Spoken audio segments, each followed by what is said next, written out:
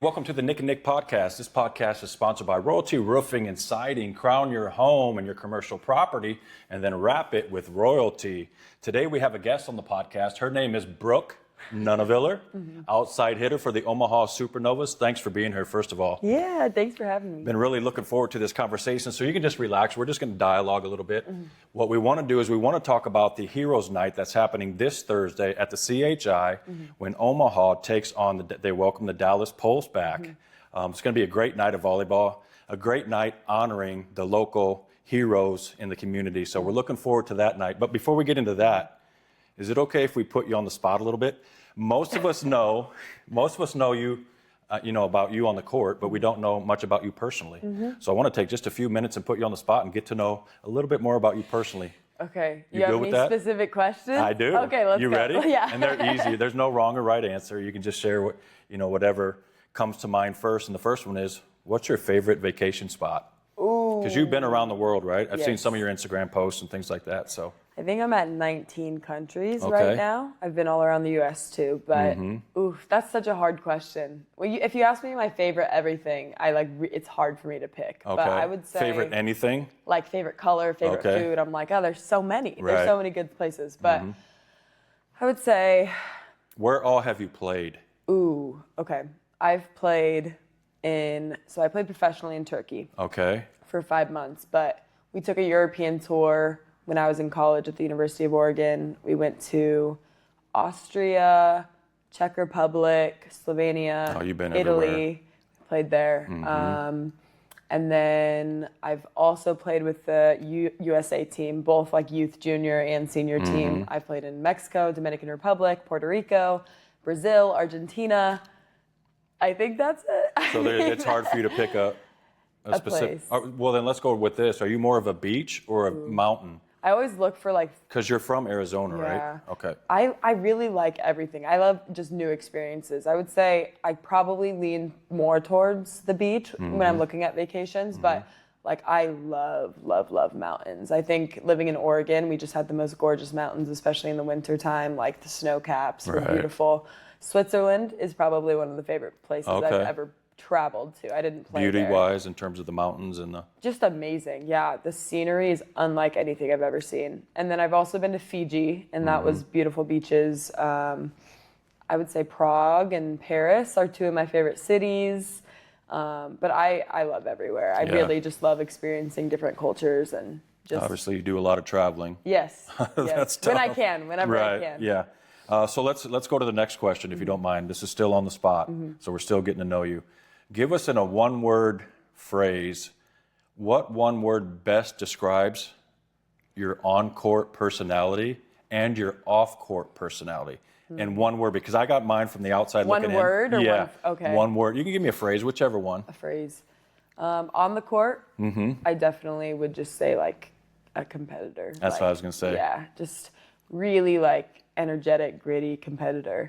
Off the court, it's funny because as I get older, like the more reserved I become off the court. Off the court, yeah. So if You kind of let your guard down a little bit, and I mean, you got the younger players and people around you that they're looking up to you because you've been you've been a pro for how long? Year 4 now. Yeah.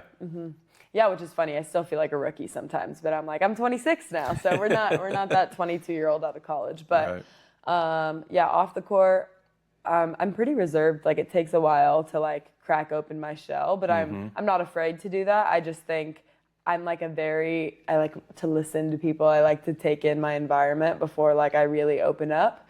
But that's not like something I do intentionally. I think that's just naturally like who I've grown into, but it's just completely opposite on the court. I'm just like fiery, talkative, energetic, and I will be like that too. Like once you get to know me, but at first I would definitely just say like more reserved. I would love to say kind, but gentle. But yeah, exactly. That's awesome. Yep, I would agree with that. I was going to go competitive, and I only know you on the court, but I mean, definitely fiery, competitive, tenacious.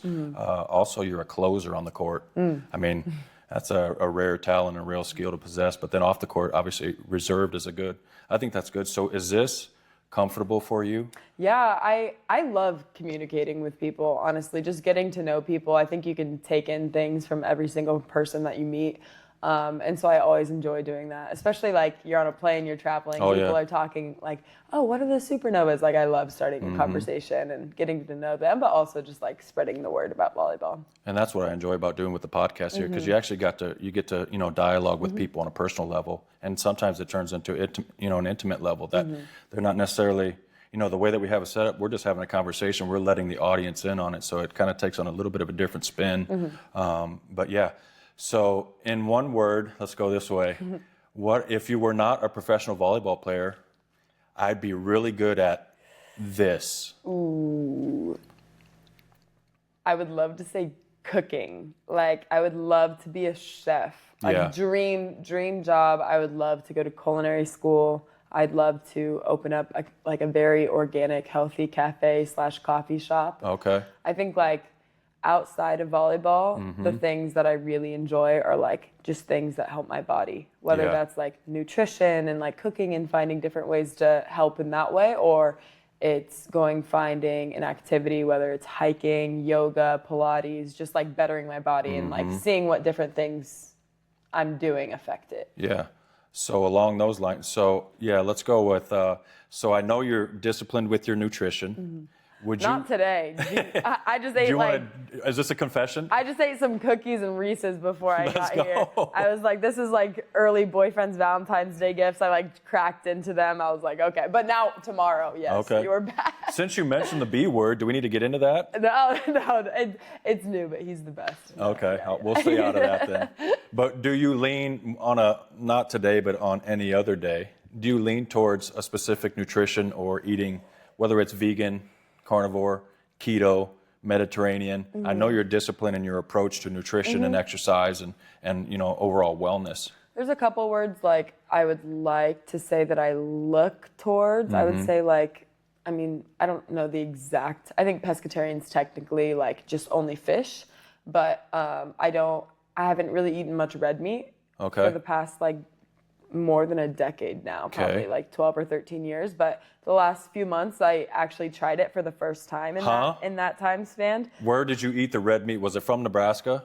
or was it somewhere else? I was in Arizona. I was at In-N-Out. Busted. Because those are the things, like even when I was not eating it, I was like, wow, that looks good. Yeah. And like I remember like even when I was 12 years old and I would eat red meat, I was like, I didn't love burger. Like I didn't really love anything too much to where the point where I stopped eating it, it like affected me or I was missing anything.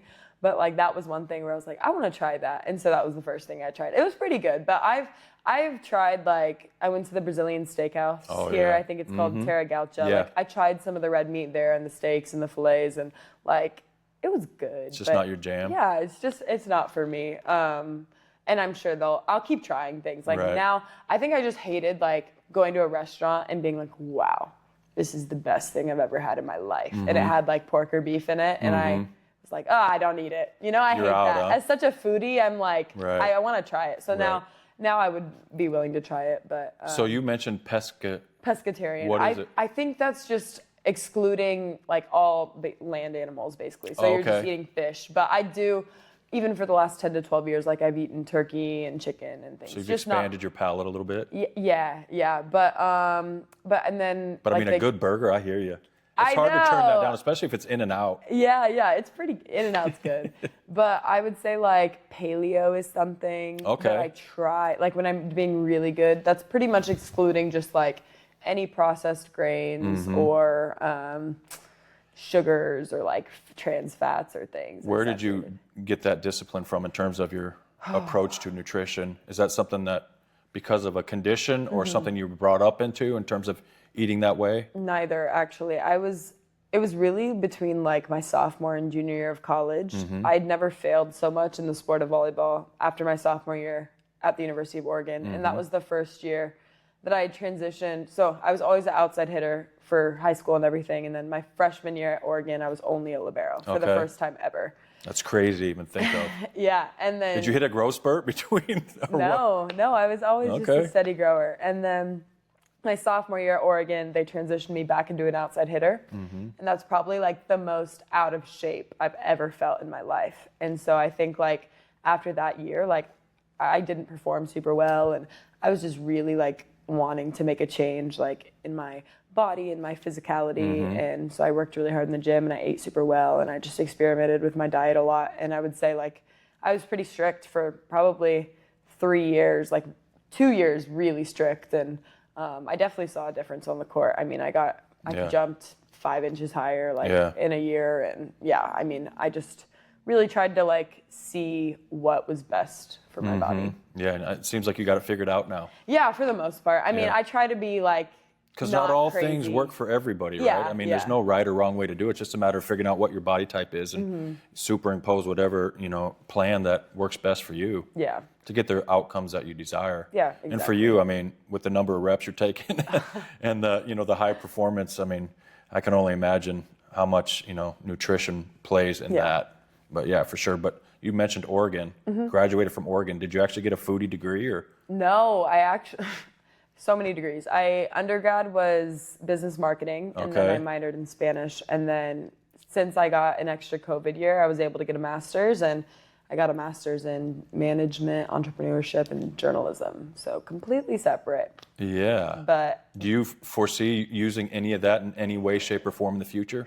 I could definitely see like a management or entrepreneurship role, just like doing something with whether it's my brand, doing a business, like something like that. I don't have like, besides like my dream of opening this little cafe maybe in the future, like I don't have anything that I'm like, this is exactly what I want to do. So I could see myself creating something, or because as much as like I have a business background, like I love the creative side of things too. Yep. And as an entrepreneur, you definitely get to exercise that. And that's basically what this podcast has been about, is bringing entrepreneurs in and helping them share their story of how they got from where they were to where they are and what they had to go through to get there. Kind of like what you just did as it relates to and that Oregon, the Oregon season of your life. And then I'm sure there's a similar story to you after, post-college and into your pro, where you had to go through some stuff to find yourself in order to get where you are today, which is, one of the leading players in the MLV. Do you want to share any of that?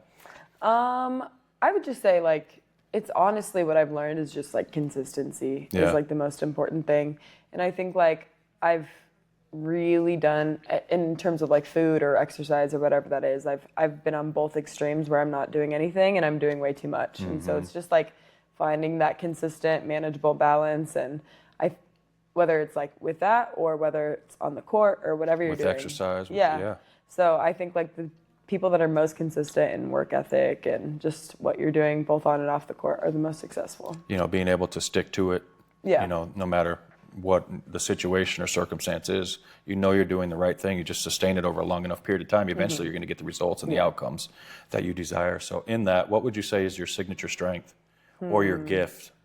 I think I just work really hard. Work ethic? Yeah. Okay. I think I outwork a lot of people. Because as an outside, I mean, you're not the tallest. Yeah. You don't jump the highest. I mean, you're pretty athletic. Yeah. But I've pushed. I mean, I've been an athlete. Like both my parents are an athlete, but I've definitely grown into more athleticism. Like I push myself really hard in the weight room. On my off season, like I'm working out a lot. Right. And anytime I get a chance to step on the court, like I never take a rep off. So I think like just work ethic probably for me. Yeah, so there is hope for some of the lesser athletic individuals. For sure. That just work harder. Yeah, work harder than everybody else, and we'll see where that ends up. But it's also nice to be athletic and have a good work ethic. Wouldn't hurt by any stretch of the imagination. But let's talk about your favorite play on the court. I got a few. We can do that if you want to. I don't know. But I want to go, what's your favorite play? Is it a solo block? Is it a baby food dig? Baby food dig. Baby food dig? Naughty. Yeah. Is it a what they call a happy birthday, an overpass? I've never heard of that, but those are great. Yeah. Bouncetown. What do you call it? Nothing. Bouncetown? Yeah, that's what I did. Okay. Just if you have no. So we got Brooke Nuneviller, Brooke Boom Nuneviller with the Bouncetown. Okay.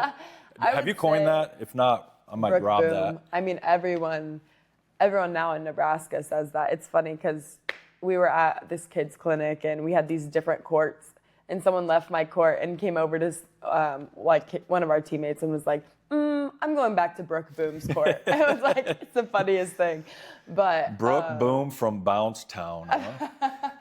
That's hilarious. I would say, like, there's a couple probably. Getting, like, I think when a hitter has just a really impressive attack that should, no matter what, be a kill, and you somehow manage to keep the ball alive, like, and dig it, those are one of my favorites. I mean, solo blocks. I don't get many of those, but when I do, those are awesome. But I love attacking too, and anytime, like, we have a great setter on our team. I've had 2 great setters for my past 3 seasons here, and they do a great job getting me good opportunities. So And a lot of them. Yeah. So when you have no one in front of you and you just know it's going to be a straight down kill. It's going to be a Bouncetown. Yeah, Bouncetown. Those are the best. For me personally, when we play, I enjoy the block. And I'm letting whoever hit know that I just enjoy blocking them. Well, we're especially at a solo the roofing, block. so. You're right. That's kind of what they do, huh? Yeah. But yeah. And then, are you much of a trash talker? I haven't seen it. You're more dialed in and pretty. I mean, you get amped up a little bit. I mean, what would be your, are you a finger wagger? Are you a flex? I feel like the biggest I'll talk to the other side is, like, as I'm attacking or, like, as I'm coming down from a block and I know I'm going to get a kill. And like there was one time last match where, like, I'm in the air and I like see everything and I know I can get this and I'm, like, screaming on the way down. And I like turn around and I know I'm getting a kill and I'm like, yeah, like, but I'm not much of a trash talker to the other team. Right. I don't even realize when people trash talk me. Like, people stare me down and I'm already, like, talking to my teammates. Like, I don't even see it. You're too dialed in. I get it. But I would say, like, my celebration is more like, I'll get crazy, but I'll go to my teammates. And I feel like when you do that, you just amp them up. And, like, so, yeah. That's I just get it. way The only thing I can't stand with that is when they go and they do the push. Yes. I'll do that I get the chest sometimes. bump, but you know, those high school kids shove each other. Like, I just can't get with that one. Yeah. But nonetheless, let's talk about what is the hardest skill, maybe it's underrated skill, to master in volleyball. I would say 2, probably passing and setting. Okay. Receiving and setting. Serve receive is one of the hardest Oh, skills. geez. Like, the ball moves so much, especially, like, when you're playing with the USA team and you're against, like, the most elite servers with this crazy ball. Like, that's a hard skill. What is that? What's crazy? Is that a top spin or is it like a hybrid, or is floater harder for you? It depends. Like, there's only, I would say, 5 to 10, probably 10 topspin servers in the world where I'm like, wow, that is unbelievable. But I actually prefer a topspin serve. Oh, yeah, you just get in the way of that, right? Yeah, I mean, it's like defense. Absorb it, It's like defense. But a float or a hybrid moves so much. So hard to track. And also passing is 80% mental. Like, if you are not committing fully and being aggressive towards the ball, like, the ball will move last second, you'll get ace, like, and once you get ace, like, you just have to work your way out of it. Like, you just have to be really mentally strong to be a good passer. And then setting is the same. Like, you're leading your team, you're the quarterback. A pass will be a different location every single time. You have to be great even when it's 20 feet off the net, and you have to locate really well, and you have to make decisions, you know, and there's 20 different sets that you can set on the court and different little spots that you can be. So people don't realize that, but the amount of different calls we actually have and the setter has to figure out, it's a lot. I would say more mental than physical, but yeah, those 2 for sure. Definitely have to have a good quarterback that can run the offense for sure and play defense as well. I mean, let's talk about, I don't know if I want to talk about it, but I will. So on the blocking, do you feel or see the block? When you're hitting, are you feeling the block, or are you seeing it, or both? I think when I'm, like, at my best, I'm being really aggressive, like, in what I see. Or does it not matter what the block's doing, where it's at? For sure it matters. It does? Okay. Yeah, for sure.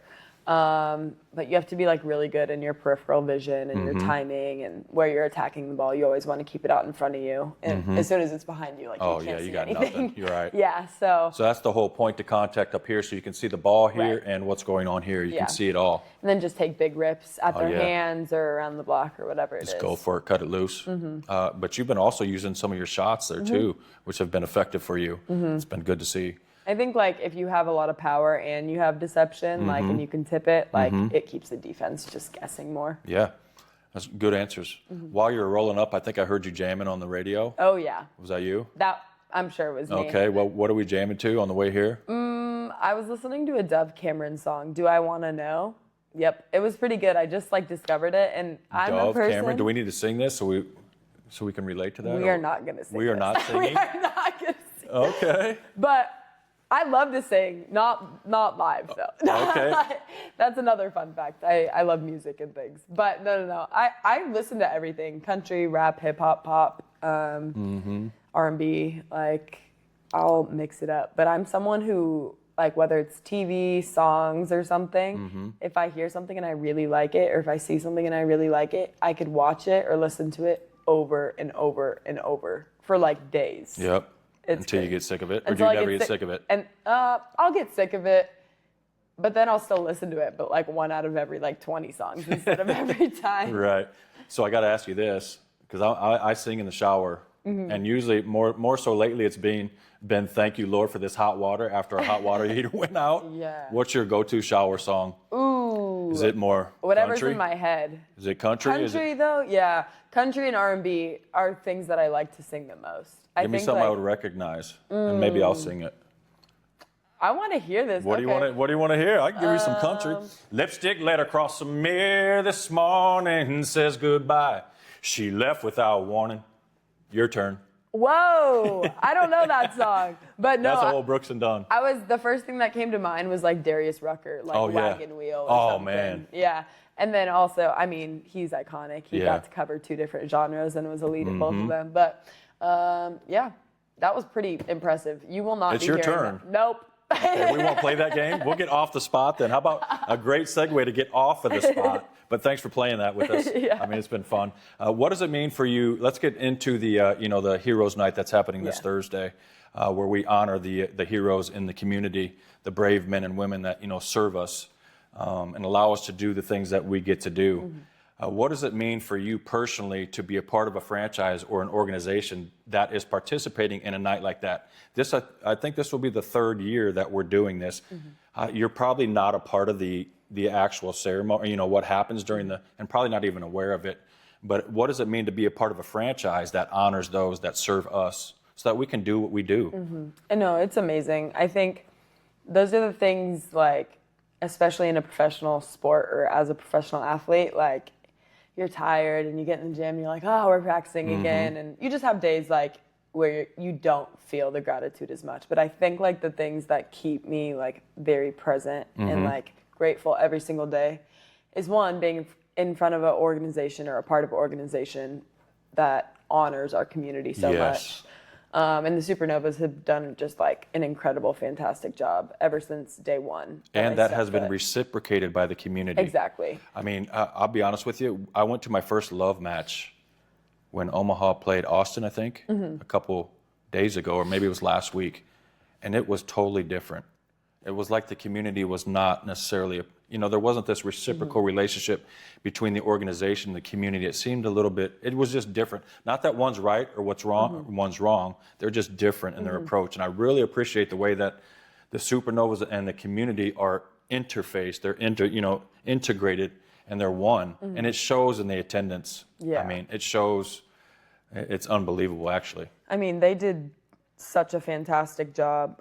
Let me finish. The second reason why I just can stay present and so grateful for what I do every day is like just being a role model and inspiration for these young kids. So it's like the Supernovas allow me to do that, and they allow, like, they just give back to the community that supports us so much. So, but since day one, the Supernovas have, they go to farmers markets, they go in front of grocery stores, like they're at car washes. They're everywhere. Everywhere. And that's why we were able to get 11,000 plus people the first match before they even knew what to expect. But because the community just supports us so much, like, it's amazing that we can like have nights like this, and especially for Heroes Night, like they put their life on the line. Oh yeah.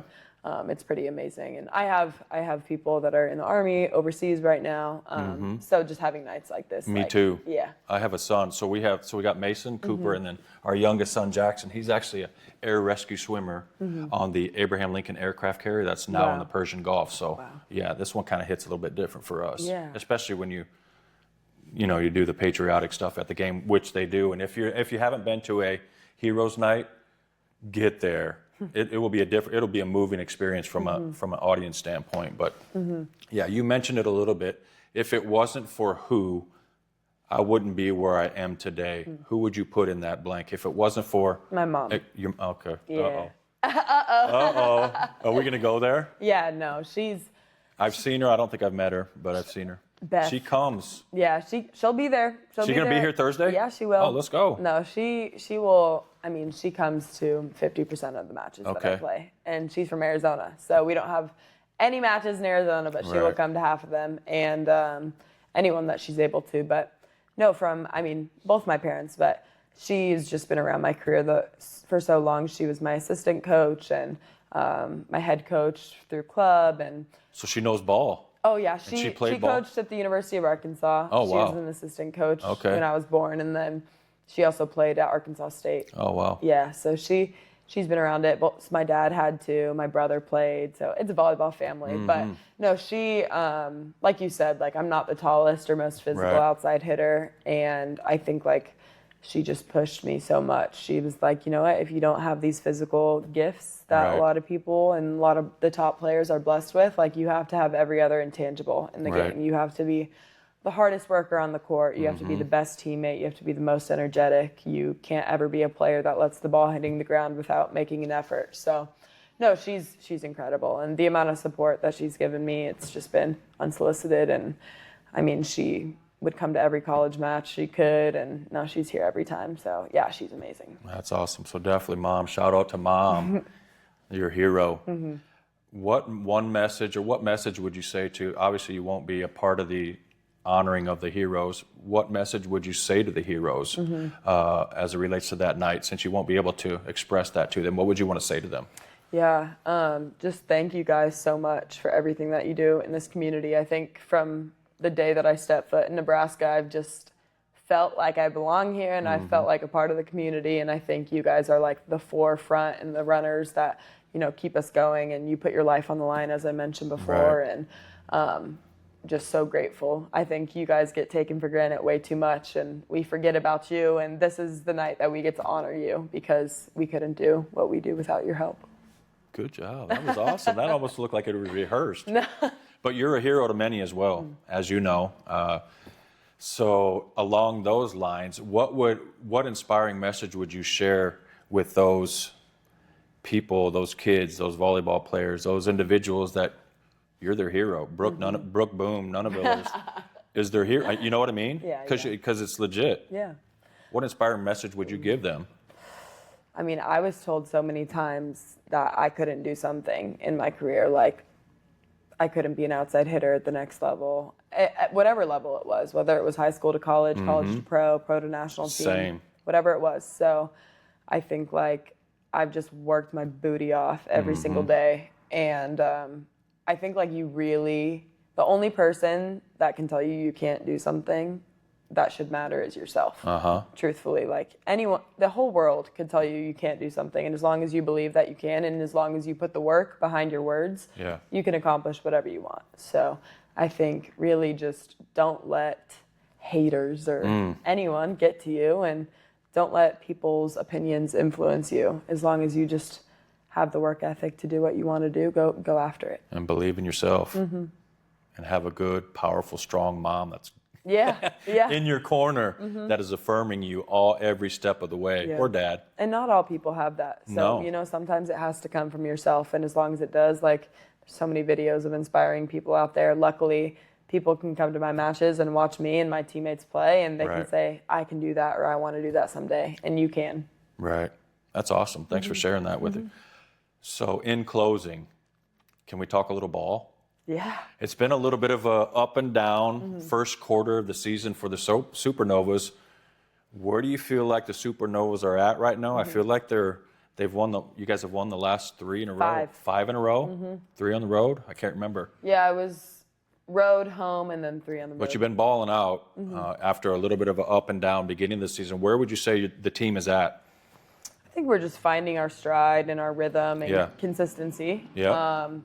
Every single year in a new league, it's going to be changes. We've had over 50% turnover of our roster. We have 2 out of 3 new coaching staffs. We have a new trainer. We have now a new president getting on board. John Cook joined the team. It's just a whole new. Yeah, the amount of changes that we have, it's impossible to just feel comfortable and consistent. So you have to every single year reestablish who you are and what you want to be. And I think that takes time with a lot of new pieces. So I think in the beginning, you just saw some inconsistencies, and we're finally establishing, who we want to be. And I think we just have a really good team dynamic right now, which helps us both on the bench and the court has just been incredible. And the amount of depth that we have pieces that are ready to come in at any time.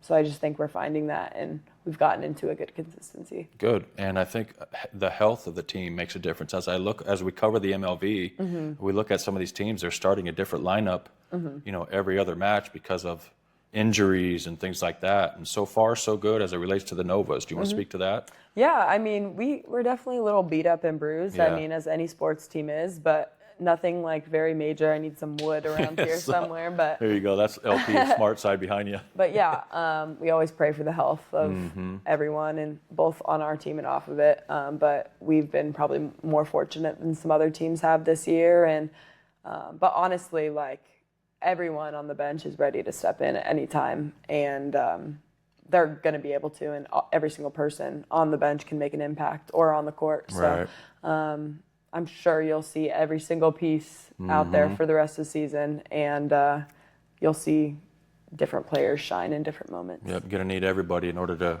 get to the championship match come May, I think. May 9th is the championship, yep. It'll be here before you know it. I know.